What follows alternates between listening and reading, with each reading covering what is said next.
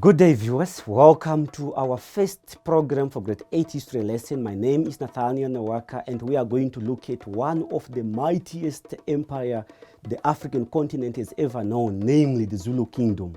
At the end of this lesson, you should be able to describe the origin of the Zulu Kingdom, discuss how the Zulu Kingdom developed into the most powerful state in Southern Africa by 1816, explain the causes behind the expansion of the Zulu Kingdom after 1818, evaluate the leadership of Shaka. Let's get started.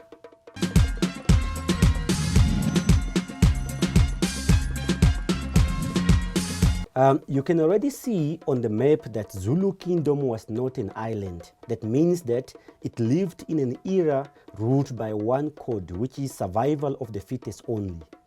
We will learn about a few more in just a while. Before I start with the origin of the Zulu Kingdom, I would just want to make sure that you all understand where it was located.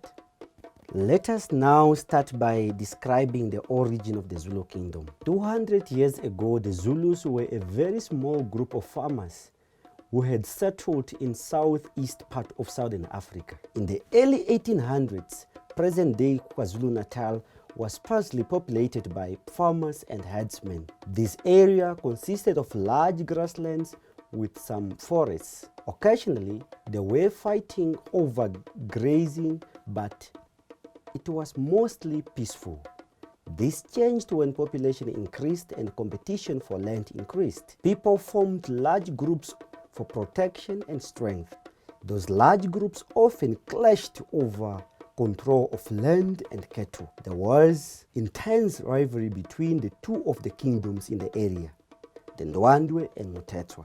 During this period, a military leader emerged. His name was Shaka. Now that we have looked at the origin of Zulu Kingdom, let us now discuss how the Zulu Kingdom developed into the most powerful state in Southern Africa by 1816.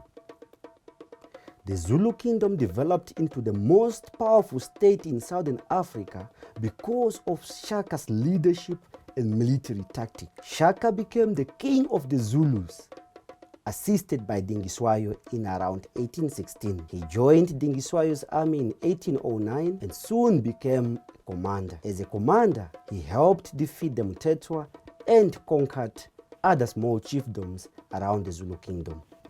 I would like to remove the elephant in the kitchen.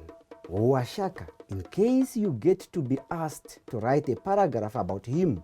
Shaka was born in 1787, the son of Sezengakona and Nandi.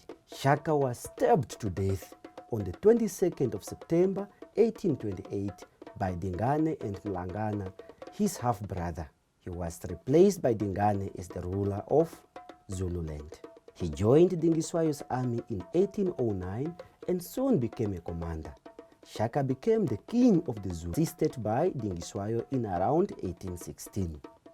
Another Shaka's military tactic, Shaka organized his army using ideas he learned in the Muthetwa army. 1. Long shield and short stabbing spears, or iklwa, for close hand-to-hand fighting.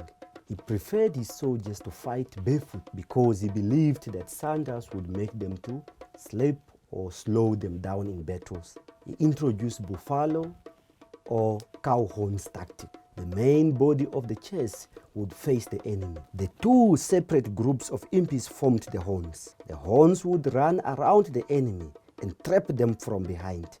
Once the horns had stopped the enemy from moving back, the chase would begin to attack. Last strategy, Shaka kept a permanent army in military camps or regiments. This helped to keep soldiers fit, encouraged, well-trained, plus they were not allowed to marry as a way to make them loyal to the army.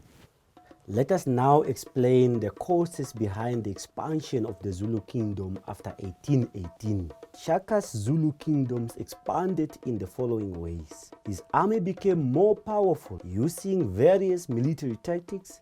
These allowed him to conquer many other clans and chiefdoms. Shaka did not only use force, he also used diplomacy to grow his kingdom.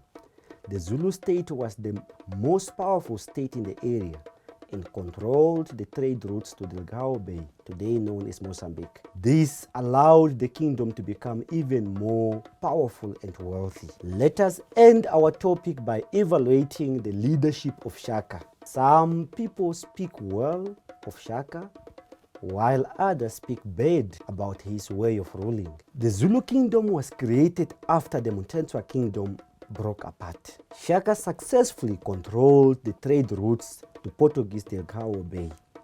This brought revenue and wealth into the kingdom. He allowed British traders to stay in the area after 1824. The powerful Zulu army was built, his army remained powerful, and it was a threat to European colonizers later in the 19th centuries. Many people remember Shaka as the king who brought pride to the Zulus. Some people remember Shaka as a cruel king who killed his own men and other neighboring tribes through endless wars that lasted more than 10 years. Some hated Shakas for the Mfekane, which caused many deaths and displacement of people from their areas.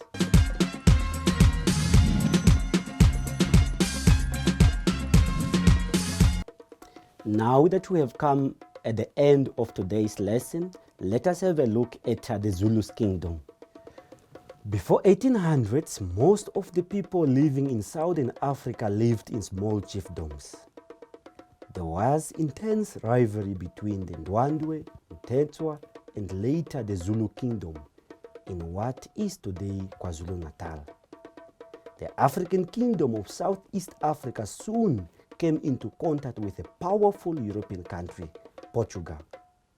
At the time of the rivalry between the Mutetswa and the Ndwandwe Kingdom, Shaka was chief of the small Zulu chiefdom. Shaka used many improved military tactics to build up the Zulu army into the strongest in the region.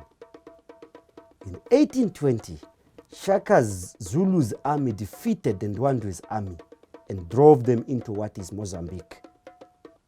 The Zulu Kingdom became the most powerful kingdom in the area. The period in history during which the Zulu Kingdom expanded is sometimes called the Times of Trouble, also known as Mfekane, crashing. In 1828, Shaka was assassinated by his half-brother Dingane, who then became the king of Zululand. Thank you very much for watching. I hope you enjoyed the lesson. Take care until we meet again.